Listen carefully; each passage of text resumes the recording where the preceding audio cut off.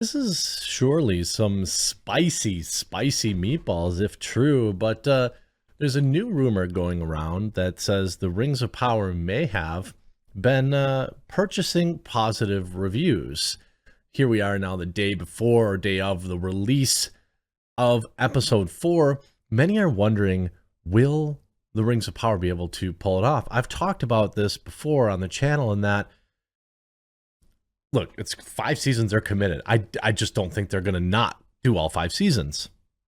They have time to turn it around. They really do. But it's getting kind of, the sun's getting kind of low. I said episode 3 really had to hit it out of the park, and it just didn't. I could say the exact same thing now for episode 4, but man, I don't know. Can episode 4 save it? It's a question. By the way, huge shout out to everyone that supported me. My coffee company is coffeebrandcoffee.com. We have coffee, tea, and cocoa. We've got a half dozen organic teas. We've got multiple cocoa flavors. We've got just in time for fall. We've got a pumpkin spice coffee available. We've got spiked jack-o'-lantern. They're both absolutely delicious. We've got a double calf. We've got dark roast, light roast, everything. Promo code The Quartering will save and help support the channel. Prime Video accused of buying praise for Lord of the Rings or Rings of Power. Not only has the show seen massive negative reviews from viewers, but Amazon announced a change to the review system that was confirmed by Prime Video representative to Variety, who reported that Prime Video quietly introduced a 72-hour delay for all user reviews to Prime Video, except it was much longer than that because it was like almost a week, because we just saw it. Everyone was anxiously waiting for it because we knew. We've got Friday, September 16th, we've got episode 4 coming. Can it save it? I don't know. The reviews have also been, quote, evaluated to determine whether it's genuine or forgery by a bot, troll, or other breed of digital goblin. Now, YouTuber George the Giant Slayer posts that Prime Video has been buying praise from Tolkien and the Lord of the Rings YouTubers.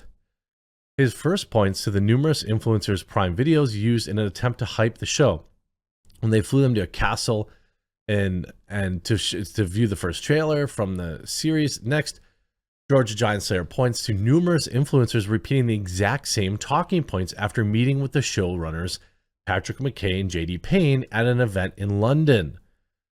However, the most brutal piece of evidence comes from a YouTuber, Hello Future Me, who polled his subscribers back in August, asking whether or not he should take a sponsorship from Amazon for a video on Lord of the Rings and Rings of Power when it premieres.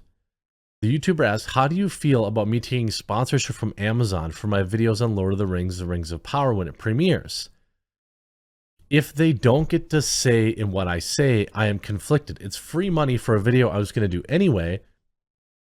I really don't want to be seen as an Amazon shill.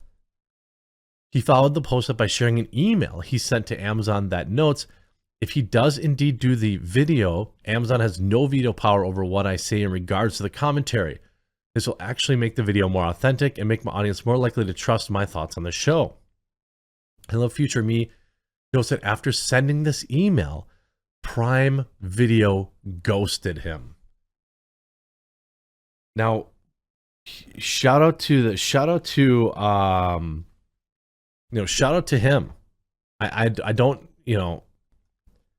so Prime Video ghosted him. Lol, Amazon ghosted me as soon as I said they couldn't pay to control how I say about Rings of Power. Not a good look. I'm genuinely excited for House of the Dragon, though. This is actually savage because for every one person that says no, there's 100 that say yes.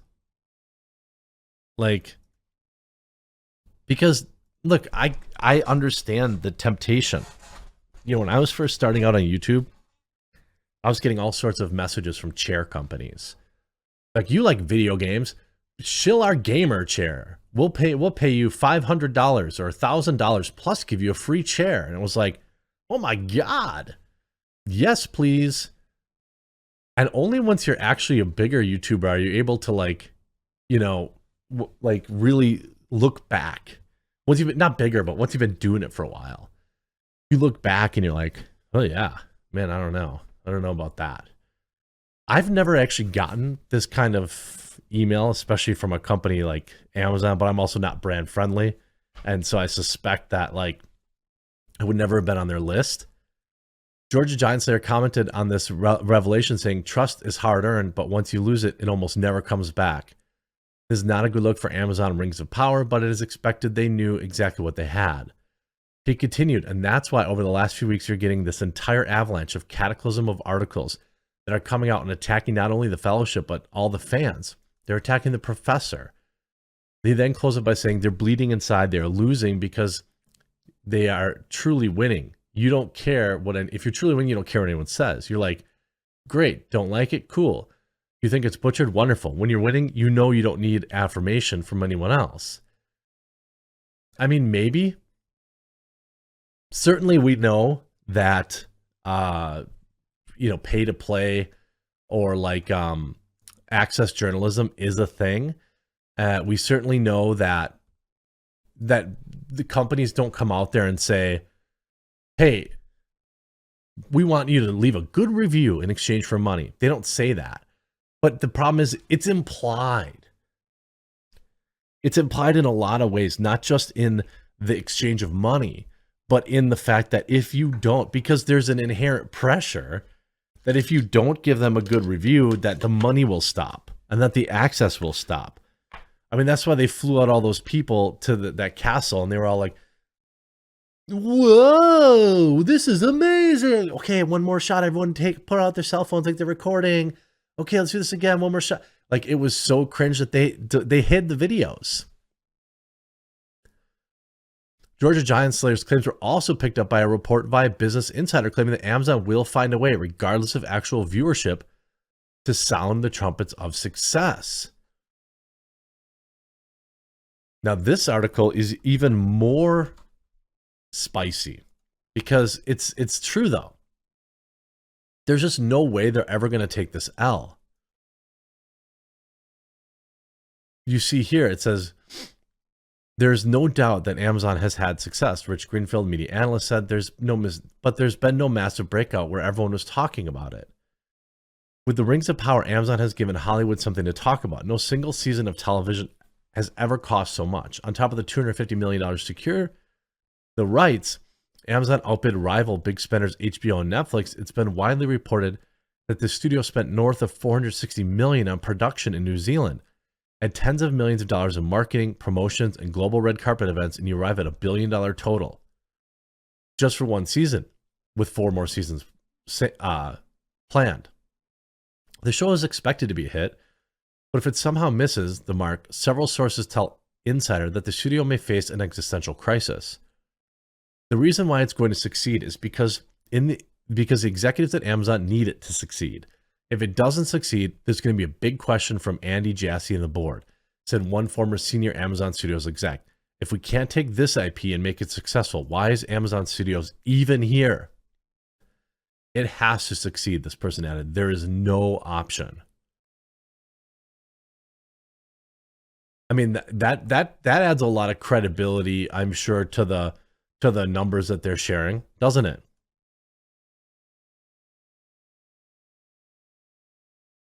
On top of the Sci-Fi Wire's Danny Roth admitted back in 2019 that the Access Media creates fake positivity in order to maintain its access.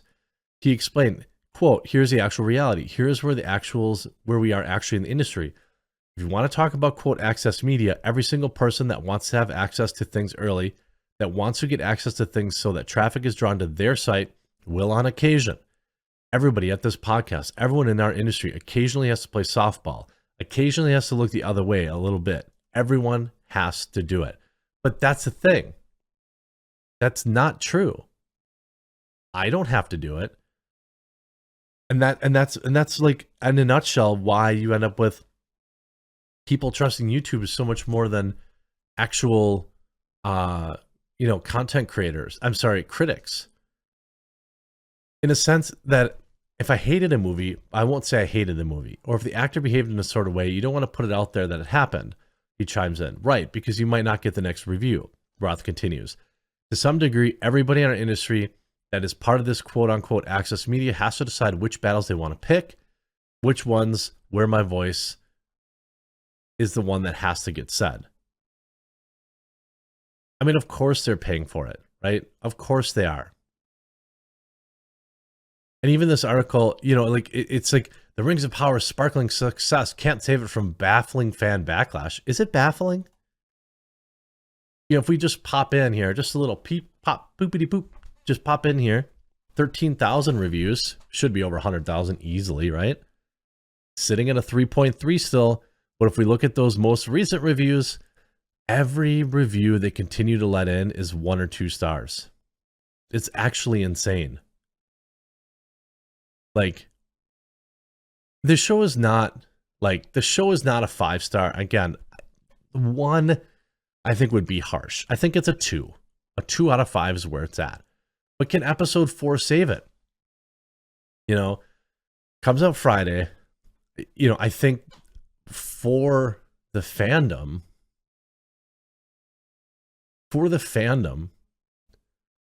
I want it to succeed. I want it to get better. I'm committing all this time and videos, time viewing each episode, not once, but twice, hoping, praying that things get better.